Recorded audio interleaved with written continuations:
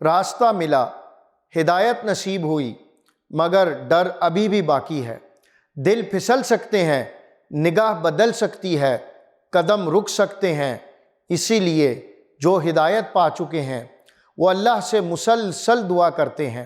اللہ تعالیٰ فرماتا ہے وہ اللہ سے دعا کرتے رہتے ہیں کہ پروردگار جب تو ہمیں سیدھے راستے پر لگا چکا ہے تو پھر کہیں ہمارے دلوں کو کجی میں مبتلا نہ کر دیجیو، ہمیں اپنے خزانہ فیض سے رحمت عطا کر کہ تو ہی فیاض حقیقی ہے۔